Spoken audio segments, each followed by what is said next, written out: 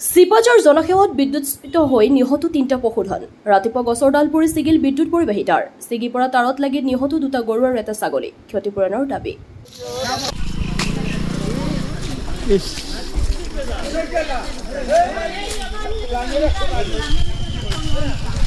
চিপাঝাৰ জনসেৱত বিদ্যুৎস্ফীত হৈ নিহত 3টা পশুধন।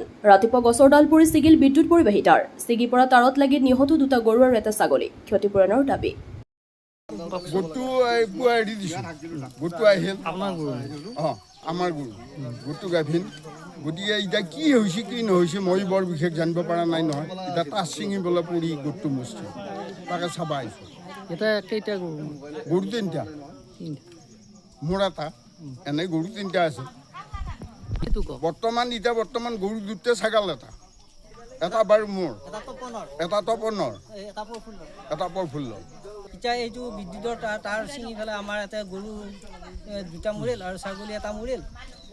মৰাৰ কাৰণে এতিয়া স্কুলৰ ল'ৰা ছোৱালী এইফালে যাই আছে, সেইখিনি সময়ৰ পৰা ঠিক 9:30 বজাত স্কুলৰ ল'ৰা ছোৱালী যাই থকাত তাৰমানে এই তাঁৰডাল ছিঙি গৈছে খুটাৰ ওচৰৰ পৰা। ছিঙি পৰাৰ কাৰণে এই গৰু মৰিল, ছাগলী মৰিল। বিদ্যুৎ বিভাগ আমি জনোৱা হৈছিল। ইয়াৰ এই তাঁৰটো এটা মাত্ৰ 3টা তাঁৰ আছে, এলুমিনিয়াম তাঁৰ 3ডাল তাঁৰ আছে। এই 3ডাল তাঁৰ একদম আজি 40-45 বছৰ আগৰ তাঁৰ। সেইডাল তাঁৰ আমি লগাইছিলোঁ, আমি বেলেগৰ পৰা কিনি আনি। তেওঁলোকে তেতিয়া এইটো লাইন দিয়াই নাছিলে।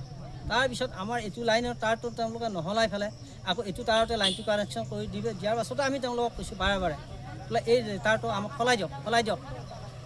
আৰু এই 3 তাঁৰটো একদম সৰু তাঁৰ, সেইটো তাঁৰো সলাই দিবা তেওঁলোকক কৈছিলোঁ। সদায় বাঁহ পৰি থাকে, কিবা পৰি থাকে, সেইটো তেওঁলোকে গুৰুত্ব নিদিয়ে। আজি বস্তুটো এতিয়া বিদ্যুৎ বিভাগৰটো এইটো এতিয়া সম্পূৰ্ণ চূড়ান্ত অৱহেলাৰ কাৰণে আমাৰ এই ঘটনাটো ঘটি আছে ইয়াতে। এতিয়া ক্ষতিপূৰণ আমাক দিব লাগিছে গৰু ছাগলী। তেওঁলোকে কি দিয়ে এতিয়া? তেওঁলোকৰ এতিয়ালৈকে কোনো এটা মানুহ এটা দেখা দেখি হোৱা নাই বিদ্যুতৰ মানুহ। যিকোনো খবৰ আৰু বিজ্ঞাপনৰ বাবে যোগাযোগ কৰক 7896121996।